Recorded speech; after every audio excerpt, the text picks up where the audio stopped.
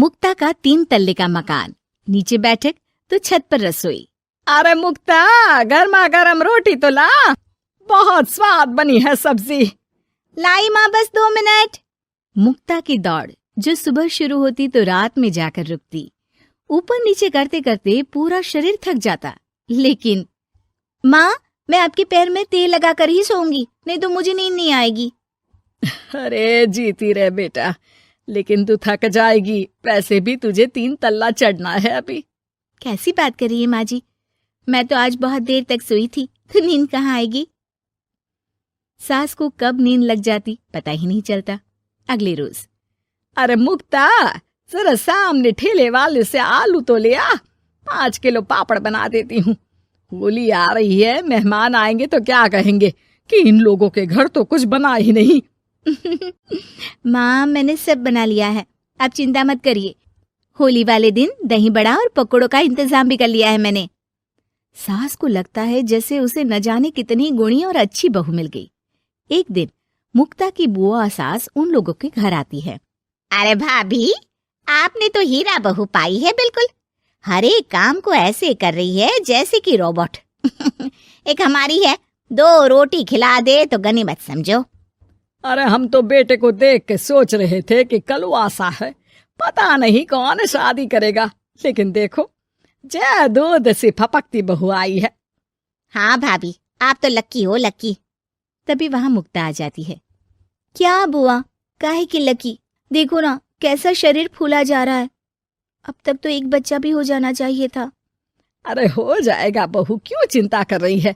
कर्म कितने अच्छे हैं तेरे, तुझे तो जुड़वा बच्चे होंगे, एक बिटिया और एक बिटवा। होता भी ऐसा ही है। मुक्ता को 2 बच्चे एक साथ होते हैं।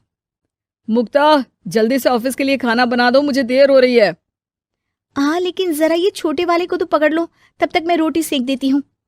मुक्ता सारे घर का काम बड़े ही मगन होकर करती।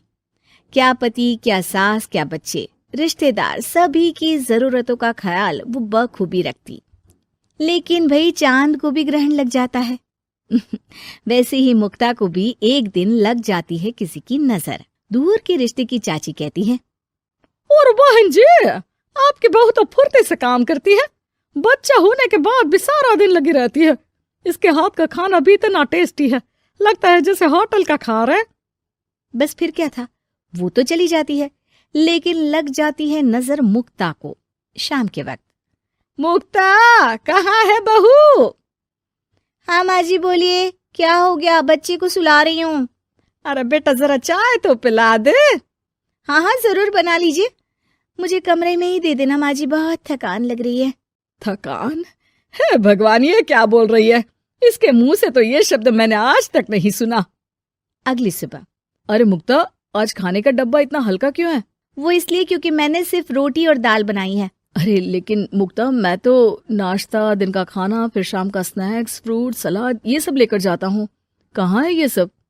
अरे कैसी बात कर रहे हैं आप, इतना सारा खाना तो मैं 4 दिन में नहीं खाती, जितना आप 1 दिन में बनाने की बात कर रहे हैं। ना जी ना, मुन्ने के साथ जितना हो पाएगा उतना ही करूंगी मैं।